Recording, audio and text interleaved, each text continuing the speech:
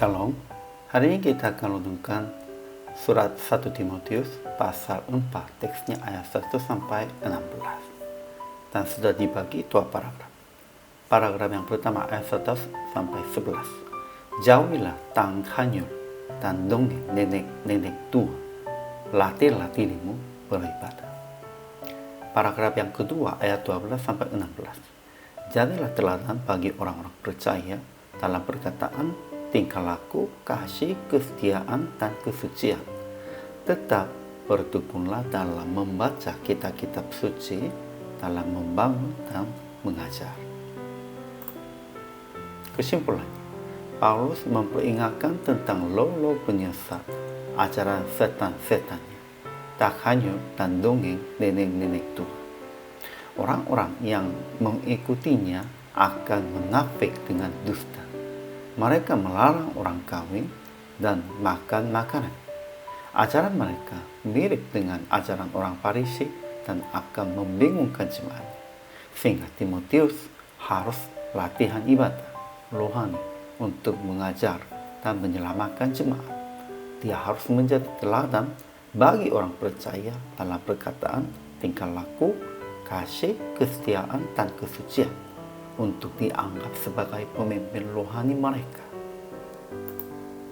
Ajaran tentang Allahnya. Pertama, Lo dengan tegas mengatakan bahwa di waktu-waktu kemudian ada orang yang akan murtad lalu mengikuti lolo penyesat dan ajaran setan-setan. Kedua, Allah telah menciptakan semua dengan yang baik. Ketiga, Allah yang hidup, juru selamat semua manusia, terutama mereka yang percaya. Mereka menaruh pengharapan kepadanya. Allah sendirinya menjadi pengharapan bagi kitanya. Ajaran tentang manusianya. Pertama, ada orang yang akan murtad lalu mengikuti lolo penyesat dan ajaran setan-setan oleh tipu daya pendusta-pendusta yang hati nuraninya memakai cap mereka. Mereka melarang orang kawin, melarang orang makan makanan yang diciptakan Allah. Kedua, namun semua makanan boleh makan dengan mengucapkan syukur sebab diciptakan Allah itu baik dan suatu pun tidak ada yang haram jika diterima dengan ucapan syukur, sebab semuanya itu dikuduskan oleh firman Allah dan oleh Tuhan. Tidak usahlah mencari halal atau haramnya. Tidak ada yang haram. Ketiga, mengingatkan hal-hal itu kepada saudara-saudara, tetapi jauhilah tahayul dan dongeng nenek-nenek tua. Latihlah dirimu beribadah, jadilah teladan bagi orang-orang percaya dalam perkataan, tingkah laku, kasih, kesetiaan, dan kesucian. Tetap bertekunlah dalam membaca kitab-kitab suci, dalam membangun dan mengajar.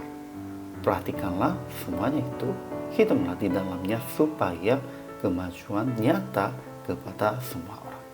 Bertekunlah dalam semuanya itu, karena dengan berbuat demikian, hamba Tuhan akan menyelamatkan dirinya dan semua orang yang mendengarnya.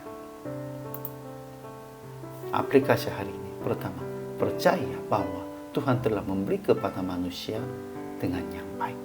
Apapun boleh makan, boleh pakai di dalam aturan Tuhan.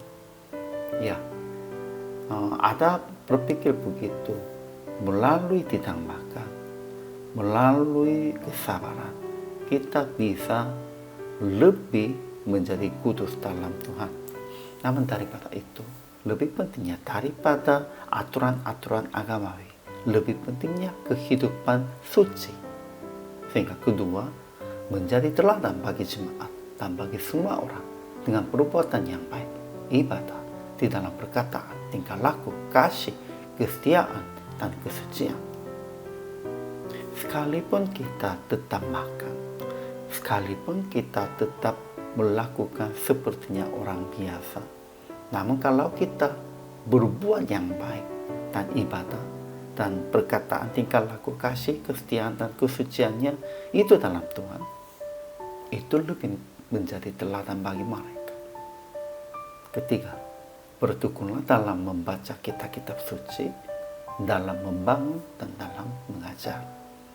Pentingnya dalam baca Alkitab dan membangun dan mengajar sesuai dengan ini. Jadi PR praktik hari ini mengatasi semua tantangan dari ajaran sesat dengan membaca Alkitab kitab suci dalam membangun dan dalam mengajar dengan melihatkan teladan yang baik. Melihatkan teladan yang baik itu bukan sepertinya agama. Harus dalam kehidupan sehari-hari dengan perkataan, dengan tingkah laku, dan dengan kesetiaan dan lain-lainnya. Inilah hamba Tuhan. Hamba Tuhan harus menjadi teladan di dalam kehidupan sehari-hari. Hari ini juga selamat melayani. Tuhan Yesus memberkati.